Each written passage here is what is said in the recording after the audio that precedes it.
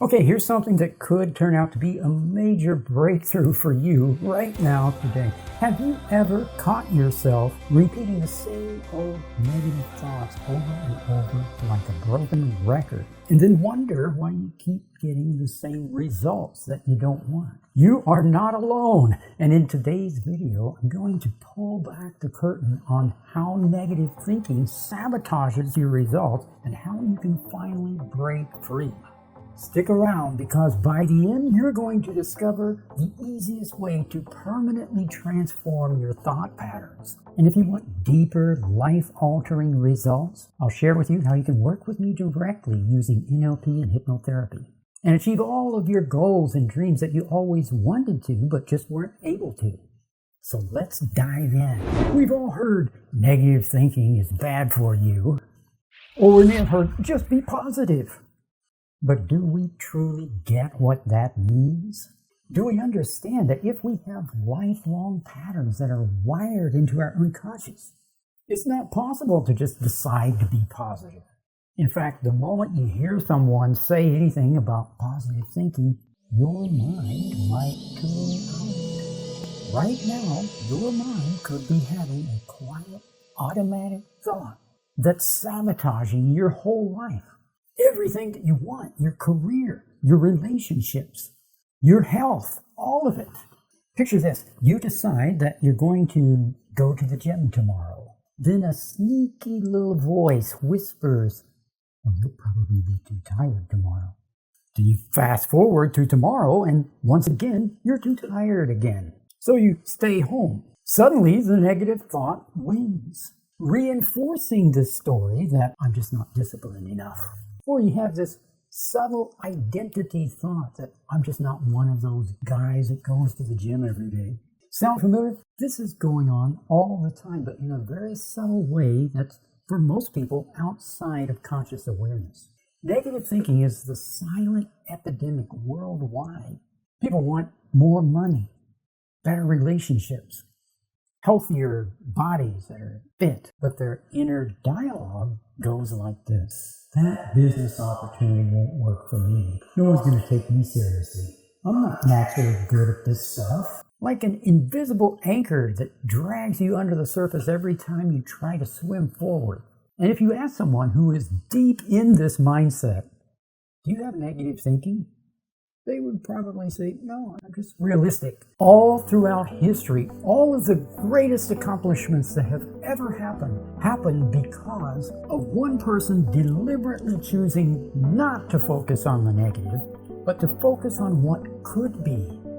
And by holding inside the visionary person a clear purpose and intention that then drives all the actions and behavior and gets the results. Let me share with you a bit of my own journey. I remember reading about the law of attraction years ago in the 90s and thinking, yeah, that sounds right. You just think of a fancy car like a red Maserati, and then it suddenly appears in your driveway, and my name will suddenly appear on the title. Of course, that's not the way it works. I discovered that what is most important is to visualize yourself as being the person who learns how to do business, takes all the steps. The person, you're visualizing yourself. I'm the person who does all of these steps successfully to get the result, to create the money to buy a red Maserati. The deeper principle is about programming your beliefs. Letting go of this unconscious story that you have that I'm not good enough, I'm not worthy, I'm not capable. And training your mind to actually focus on what it is that you do want, instead of everything that you don't want. That small shift changed everything for me. And it's one of the reasons why I became an NLP practitioner and hypnotherapist. Okay, so meet Sam and Alex, two co-workers. Sam is talented, but second guesses everything in his mind. Sam says, a new position opened up, but my last review wasn't perfect. They'll never pick me. Alex says, well, wait a minute, you're the most talented person on our team. Why not just try? Sam says, nah, it's not worth the embarrassment. In less than a minute, Sam's entire future collapses. A single automatic thought. I'm not enough. I'm not good enough. slams the brakes on any possibility. We do this all the time, often unconsciously, and it feels so rational in the moment. Here's why. Number one, it's automatic.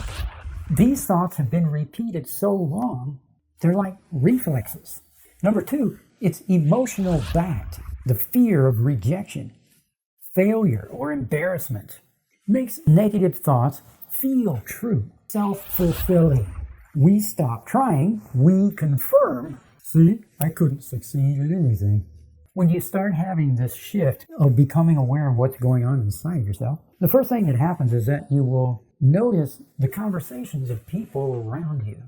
And you'll also start to notice your own conversation and your inner dialogue. What are you saying inside of yourself? And just notice that there may be this continual talk about things that you don't want, things that you don't like. This is sometimes called complaining. For now, just notice if your own thoughts tend to revolve around this concept of always complaining about things that you don't like. And then stop, ask yourself, well, what do I want? At first, you'll resist this idea, and automatically you'll think, well, I certainly don't want any more of that, because that's not good. I hate that. Just notice that's your mind trying to slip back into that old pattern of thinking about what you don't want. But notice that you are in control of your state. You're in control of your thoughts, and you can deliberately allow yourself to focus on the things that you do want. And if you deliberately allow yourself to do that, you will notice this change. A change inside yourself will occur as you get a picture in your mind about what you do want. And listen to the sound of the talk regarding what you do want. An affirmation, a statement, a deliberate choosing of something that you do want. And notice how it feels inside, emotionally and physically. If you stop, take a deep breath, and shift your focus, because this is what I do want. Notice that feels much better. What are you thankful for? Think about what you're most thankful for, and what you're thankful that you would like to have more of. And imagine what you do want to have more of in your life. Notice when you're at places like at work or at home with your family, your friends. Notice the conversations that you hear. Is it a continual, never-ending pattern of complaining? And then notice your own thoughts and your own conversation and your own inner dialogue. One of the most effective techniques that I learned early on was simply asking, wait, what do I want? Sounds almost too simple. But here's what happens. Number one, you interrupt the negative thoughts. The moment that you notice that you're focusing on something that you don't want, you pause. Number two, you ask, what do I want? This focuses your mind to create a positive target. Number three, feel the difference as you visualize and articulate your true desire. You can literally sense your energy shifting from defeat to possibility. At first, you might resist.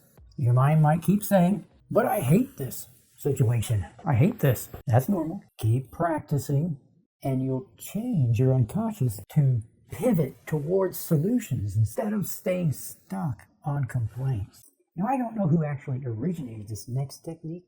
It's a simple hack that therapists and personal development coaches recommend. You wear a big, thick rubber band on your wrist. And every time you catch yourself spinning in negative thinking, you take the rubber band, pull it back, and pop it. Yeah, it stings for a second, but that little jolt physically reminds your brain, hey, let's not go down that path. If you're not into rubber bands, you don't have a rubber band, just thump yourself on the wrist. Make sure that you can feel it. Anything to anchor the idea that negative thoughts are no longer welcome to run the show here.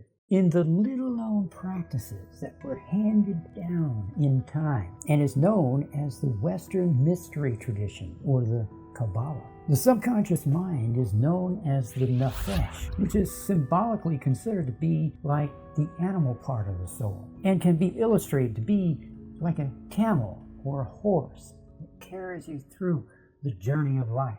Now, in the U.S., we cowboys use spurs and whips to train our horse to respond to our command. Just like we use that rubber band to train ourselves. The horse learns to respond to these physical directions. The bridle bit that is put in the mouth of the horse sticks up into the top of their mouth, and you can pull, and they feel that, and you pull the reins to one side or to the left. Gives the horse a nudge with your foot and whip it on the back, and it learns to respond. And by learning to respond to these physical directions, the rider and the horse perform as one being to do amazing feats like roping a calf or bringing in the herd. The unconscious part of our mind may be passively powerful and have access to endless intelligence and creativity, and can be like a powerful animal that we learn to harness and train. In Europe, cowboy-style riding is considered unsophisticated and crude. There, horses are ridden in dressage style, which is a more sophisticated, refined style of riding. Although Europeans may consider the cowboy style to be crude, in dressage there's even more emphasis on training the rider and the horse together. It's like taking your horse to some Tony Robbins horse training for 5 years before even riding the horse for a real purpose. In the movie Avatar, when a Navi rider prepares to ride a banshee, which is this fantastic dragon-like creature, he will connect his tail together with the tail, forming a Sahelu neural network. This artistic fictional literature demonstrates deeper truths about how to train and control the unconscious mind. As we know, the unconscious mind is far more powerful than the conscious mind, and it's capable of helping each person to achieve its peak potential. Your subconscious is exactly like this fantastic dragon-like horse creature. It's powerful beyond measure, but it needs consistent, clear commands to guide it. That's where hypnotherapy and NLP come in, like forming a direct neural link with your own mind so it understands what you want. It's extremely important to become aware of our thought patterns because we believe our thought patterns are who we are, our identity. This is known as the identity concept or the self-concept model. Worrying, for instance, is like doing black magic on yourself. Or in more scientific terms, our continual thought patterns are very likely to produce results in the physical world. It goes like this. Here's something I could worry about. Here's something that I could worry about. And worry is effect like something bad will happen. Something bad will happen. Something bad will happen. Oh, I told you something bad would happen. On the other hand, because human beings have a natural capacity for pattern recognition, if I become interested in, for instance, a Subaru Outback, I will suddenly start noticing this car all around me. It was there before, but I just wasn't aware of it. Have you noticed the raving testimonies of thousands of people who have practiced the method in the book Think and Grow Rich, or who ended up totally achieving their goals with inspired excellence at a personal development seminar? It's the same with positive and negative thinking. Because we may have a lifelong habit of focusing on things that we don't want, we believe that things just are negative, and we believe that it's our duty to focus on negative things. This is the difference between someone who is visionary and influential. A visionary person deliberately chooses to focus on what is positive, in spite of everything else and everyone else's opinion. And to become a visionary influencer, you may need to train yourself to adopt a new focus. Another method is to write down your thoughts whenever you feel a wave of anxiety, stress, or discouragement.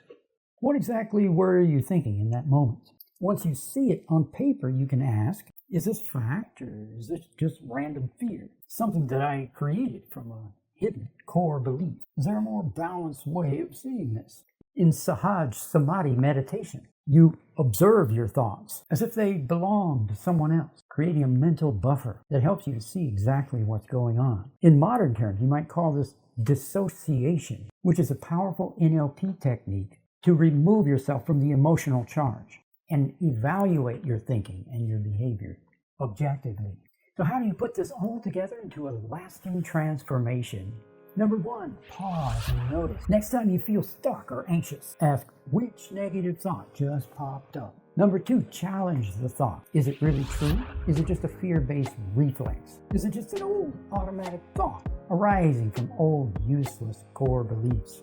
Number 3, adopt a new script. Flip the script. Replace I'm not good enough with I'm learning and improving every day. You can do a lot on your own with these steps. But if you want a massive leap forward where we rewire negative thought loops directly to your subconscious, I invite you to book a free personal session with me. Through hypnotherapy and NLP, we can quickly locate the root cause of those limiting beliefs and rewire them. No more fighting against yourself or quitting halfway. Just a clear, aligned path to your goals. Imagine a life where that voice inside is cheering you on and inspiring you, bringing you information that you need instead of tearing you down and causing inner conflict. A life where you seize opportunities with confidence, thrive in your relationships, and wake up every day feeling excited to make things happen. That's the power of shifting your mind at the deepest level. If you're ready for that transformation, click on the link below to book a free discovery session. You won't change a habit, you'll change your entire reality. Thanks for watching. Make sure to hit the like and subscribe. And let me know in the comments which negative thoughts you are now planning to throw away forever. Until the next time, keep your mind focused on what you do want and watch how your life transforms.